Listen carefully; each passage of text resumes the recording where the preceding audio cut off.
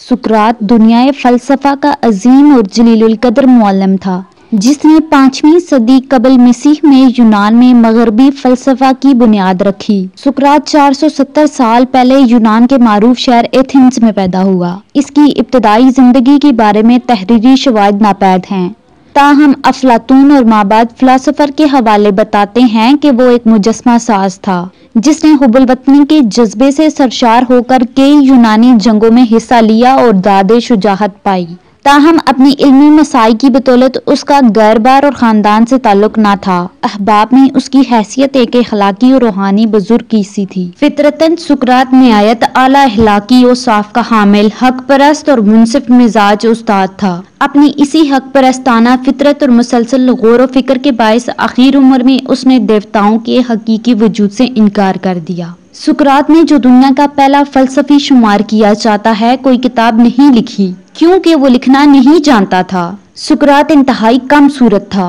उसके शागिर्द ने उसकी मिसाल एक ऐसे मुजस्मे से दी थी जो ऊपर से तो निहायत मज़ाहिका खेस होता है, लेकिन उसके अंदर देवता की तस्वीर होती है। सुकरात की माँ दाया थी, जबकि बाप मुजस्मा साज था। सुकरात कभी पैसा कमाने के बारे में संजीदा न था, क्योंकि उसकी बीवी हर वक्त लड़ती रहती थी, लेकिन सुकरात ने कभी उसका बुरा नहीं मनाया। सुकरात का एक खुशहाल खानदान से ताल्लुक रखने वाला शागिर्द कीटो लिखता है, एक रोज मैं सुकरात के घर गया तो देखा कि सुकरात मकान की दहलीज पर बैठा था। उसकी बीवी उसको बुरा भला कह रही थी। सुकरात के होंठों पर मुस्कुराहट थी। जब उसकी बीवी ने देखा कि सुकरात आगे से कोई जवाब नहीं देता, तो वो गुस्से से मकान के अंदर गई और पानी भरा हुआ तसला लाकर सारा पानी सुकरात पर उंडेल दिया। सुकरात ने हंसकर मुझसे कहा, कीटो मुझे मालूम था बादल गरज रहे हैं, बारिश होगी। सुकरात की कुव्वत बर्दाश्त कमाल की थी। शहर में वो वाहिद शख्स था जो नंगे पैर बर्फ पर घूमता रहता था। सुकरात ने नौजवानी में मैदान जंग में बहादुरी का इनाम हासिल किया था। सुकरात का ज्यादा वक्त एथेंस के बागात और माबदों के दादान में अपने शागिर्दों से बातें करते गुजरता। आज से 2500 साल पहले का अजीब व गरीब फलसफी अपनी तरफ से कोई फलसफा बयान नहीं करता था। उसने अपने पीछे कोई किताब तो क्या 4 सफ़ों का कोई छोटा सा मजमून भी नहीं छोड़ा। वो कुछ नहीं लिखता था, उसका अपना कोई फलसफा नहीं था। वो लोगों को कुछ बताने के बजाय उनसे पूछता ज्यादा था। उसके सवाल ही उसका फलसफा था। किसी ने उससे कहा कि डेल्फी के माबद में एक आवाज सुनी गई है कि सुकरात एथेंस का सबसे बड़ा दाना आदमी है। सुकरात ने हंसकर जवाब दिया, मैं इसलिए दाना हूँ कि मुझे अपनी बेइल्मी का एहसास है। एक सुबह जब सुकरात बाजार में आया तो उसने देखा कि उसके खिलाफ मंदरजा झेल करारदाद जुर्म चस्पा की गई है।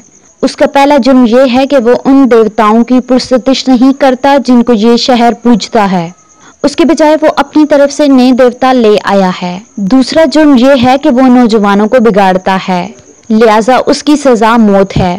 इस इल्जाम आराई के पीछे सबसे बड़ा मुहर्रिक एक चमड़ा फरोश था। उसको सुकरात के खिलाफ जाती बोझ था। बात यह है कि सुकरात ने उसके बेटे को मशवरा दिया था कि वो खालों और चमड़े का काम छोड़कर फलसफे से नाता जोड़े। उस शख्स का इसरार था कि उसके बेटे को गुमराह करने की कोशिश की गई है, इसलिए सजा मौत से कम नहीं होनी चाहिए। यूं चमड़ा और इल्म एक दूसरे के सामने आ गए। फतह चमड़े को हासिल हो गई। सुकरात को गिरफ्तार कर लिया गया। उस पर मुकदमा शुरू हो गया। सुकरात चाहता तो मौत की सजा से बच सकता था। वजह यह है कि एथेंस के कानून में ये गुंजाइश मौजूद थी कि मौत की सजा पाने वाला कोई शख्स जलावतनी को मुतबादिल सजा के तौर पर चुन सकता है। गोया जिस शख्स को मौत की सजा मिलती थी उसको ये इख्तियार भी मिल जाता था कि वो अपनी रियासत से बाहर चला जाए और यूं मौत की सजा से बच जाएगा। सुकरात ये इख्तियार कर सकता था, मगर वो इस तरह बच निकलने पर तैयार नहीं था। उसका वक्त आ चुका था और वो जाने के लिए तैयार था। जब सुकरात की जिंदगी का आखिरी दिन आया तो उसके कई शागिर्द उससे जेल मिलने के लिए आए। शागिर्द सुकरात के गिर्द जमा हैं। सुकरात ने उनमें से एक को अपने पास बुलाया, उसके बालों को छूता है और साथ ही साथ जिंदगी, मौत और रूह की अब्दियत के बारे में अपने ख्यालात बयान करता है। मौत तो अब्दी नींद है, वो खुद फरामोशी की मीठी अब्दी कैफियत है, जिसमें कोई एज़ार सानी नहीं, कोई जुल्म और नाइंसाफी नहीं, कोई मायूसी नहीं और ना ही दुख दर्द है। یا پھر وہ ایسا دروازہ ہے جس سے گزر کر ہم زمین سے جنت میں داخل ہو جاتے ہیں؟ وہ ایسی غلام گردش ہے جو ہمیں سیدھی خدا کے ایوان میں لے جاتی ہے، اور دوستو وہاں کسی کو اس کے خیالات کے باعث صلیب نہیں چڑھایا جاتا۔ لہذا ہنسو اور میرے جانے پر افسوس نہ کرو۔ جب تم مجھے قبر میں اتارو گے تو جان لینا تم بس میرے جسم کو دفن کر رہے ہو، میری روح کو نہیں۔ جب اس کو موت کی سزا دی گئی، اس کے شاگرد جیل کی کوٹھڑی میں اس سے ملنے آئے۔ ایک شاگرد نے کہا، افسوس ہمارے استاد کو بے گناہ مارا جا رہا ہے۔ سقراط نے زیر لب تبسم کے ساتھ کہا، تو کیا تم چاہتے تھے کہ میں گناہ کرنے کے بعد مارا جاؤں؟ مرنے سے چند لمحے پہلے سقراط کے ایک شاگرد نے اس سے پوچھا، آپ کو کہاں دفن کیا جائے؟ سقراط نے جواب دیا، اگر میں تمہارے ہاتھ آ جاؤں تو جہاں جی چاہے دفن کر دینا۔ اس کے بعد سقراط نے ہنستے ہوئے اپنے روتے ہوئے شاگردوں کے سامنے زہر کا پیالہ پی لیا۔